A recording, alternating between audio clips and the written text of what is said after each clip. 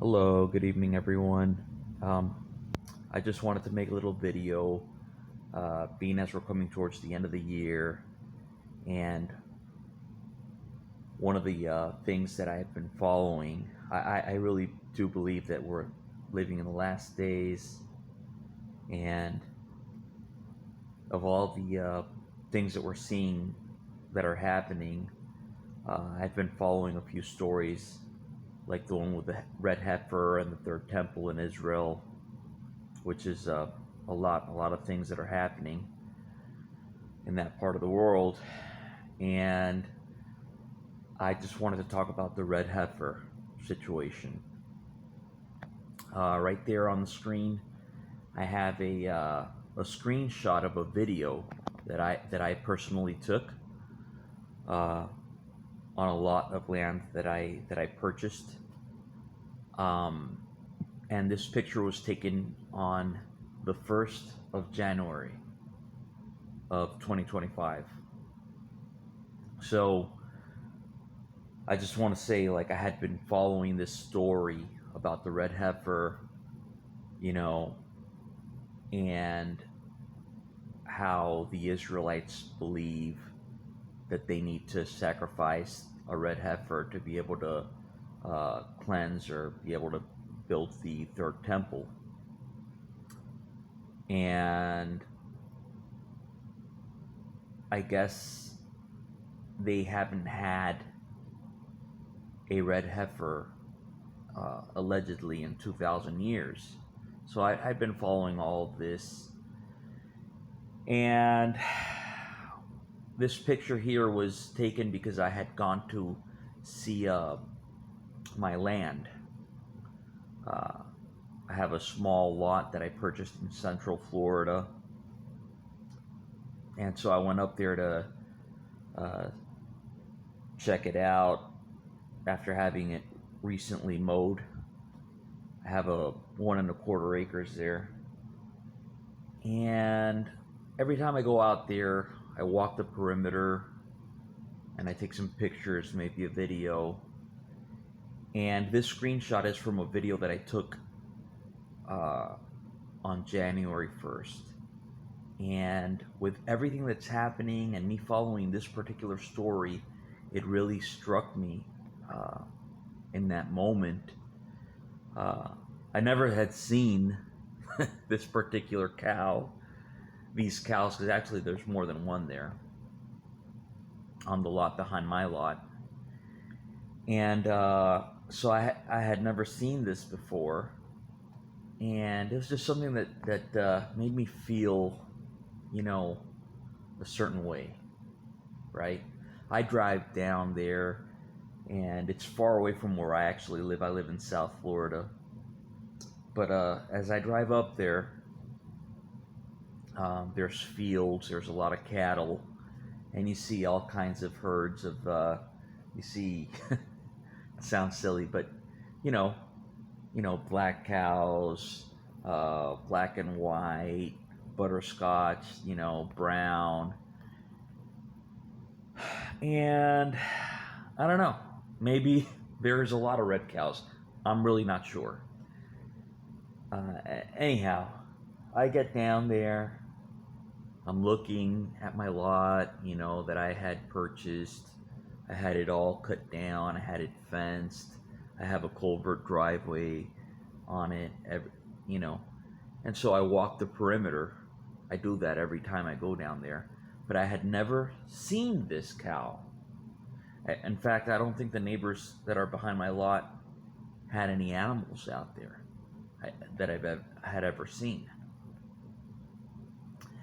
And I do my walk, and I'm taking my video, and I stand in the rear corner, and I'm observing, my lot. And sometimes you get a feeling like someone's watching you, and I got that feeling like, there's some eyeballs on me, like I felt like someone was watching me. And I turn around, and I see this cow just looking straight at me, just munching on grass or hay or whatever. And again, me following this story about the red heifers, I don't know, I just got a feeling like maybe this year they'll sacrifice the red heifer.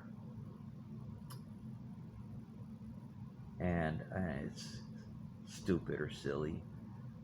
But yeah, I thought that. And let me go ahead and play the video of the hold on. Okay, here it is. Here's the video that I took. You can see the date on my post right there, right at the top left corner where it says January 1st. Let me go ahead and replay the video. That's where I got the screenshot from. I zoomed. It was a red heifer. And they have several, by the way, and they're all red. That's my lot. That's my car far off in the corner over there. Yeah, that's a 1.25 acre that I had purchased.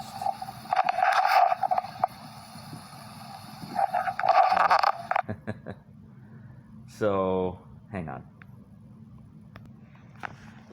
So yeah, and it felt significant to me, and that's why I made that Facebook post. And you know, I felt that way. I thought to myself, maybe this year they'll sacrifice that heifer. And sure enough, apparently they made an alleged dry run or practice run for the sacrifice back in June of this year.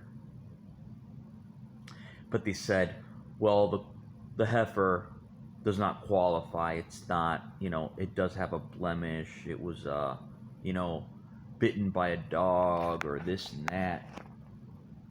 Or none of the cows that we have. Someone wrote an article saying that none of the cows that they had, of the 5 heifers that they had taken over there, were qualified. And turns out that the person that wrote that article had to retract that because some of them were.